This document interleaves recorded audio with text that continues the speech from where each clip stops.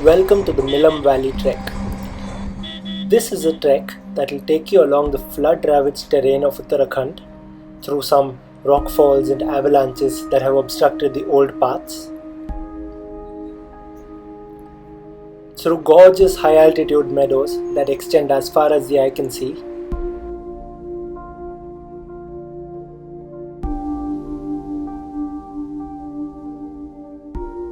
unearthly looking moraines left behind in the wake of the glacier, which is basically responsible for the fertility of the plains below,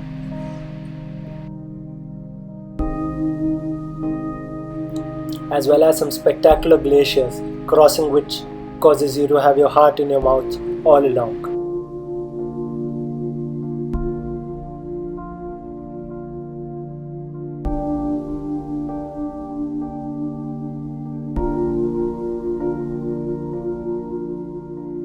As well as some truly awesome and defiant man-made creations. So let's cross over and find out what the Milam Valley trek is all about. Unlike most other treks in this region, this one is what we call a tea house trek. So this means you don't need to take tents along, as there are lots of these little tea houses on the way. This one is our first tea house at Babalidhar. You can see how cozy and comfortable it is on the inside. And it also has a little garden in the back, which provides the hut a lot of self-sufficiency.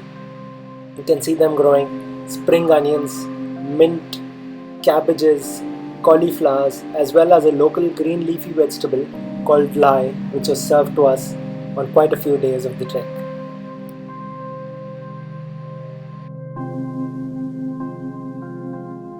Along the trek, you will pass through multiple Indo-Tibetan border police checkposts like this one at Bugdiar.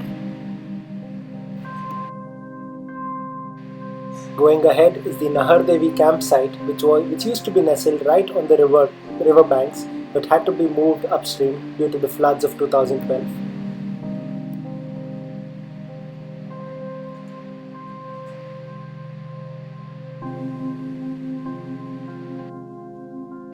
Our lunch stop of Reel Court, which is also an ITBP checkpost, is extremely picturesque, which also contains a KMVN guest house which shall be operational in the near future.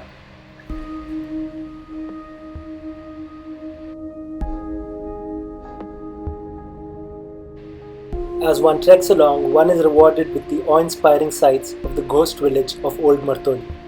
Legend has it that all the inhabitants fled during a freak thunderstorm, but it's more likely that it became economically unviable to live here post the Indo-China War of the 60s.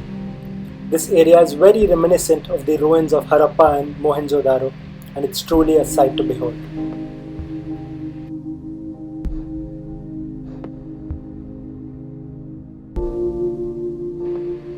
Coming up ahead is New Martoli. One can continue to sense the desolation that has ravaged this area. This town only has about 3 functional houses as well as a panchayat, complete with sat phone, to call New Martoli. They say that once the road to New Martoli is complete, villagers will start coming back. Martoli also hosts the Nanda Devi temple, where all expeditions going to the Nanda Devi visit first before going up.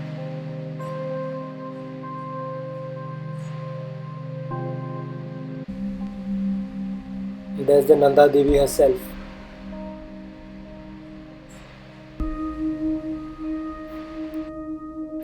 After another arduous day of trekking and passing through the village of Milam, which is another prominent IPPB post, we come upon the Milam Glacier itself. What we are standing on is actually a glacier which is covered by feet and feet of moraine, which is basically debris pulled along by the glacier. You can see the mouth of the Godiganga river, as well as the prominent 3 peaks of the Trishul, which dominates the horizon in this region.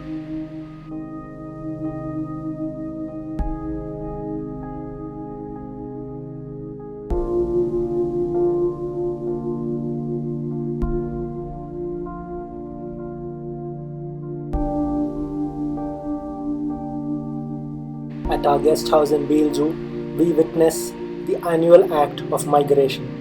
The fact of life in the mountains is that the winter is too cold to sustain life, and hence All the families board up their houses and move down towards Munchiari during the winter. This house was attacked during the last season and thieves got away with some of their winter supplies. Hence they are boarding it up in hope that it will be safe. But some of the families that go down for the winter don't return, and the many ghost villages we see on the way is a stark reminder of that reality. All in all, the Milam Valley trek is a fairly challenging route that makes you walk almost 120 kilometers over a week and presents you a lot of challenges like these rock-strewn, flood-hit regions, as well as multiple broken glaciers to cross.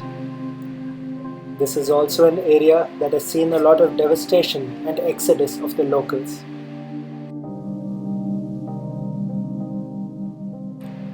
Also of special interest in the Milam Valley trek are the truly unique living accommodations available. For example, this guest house in the ghost town of Martoli.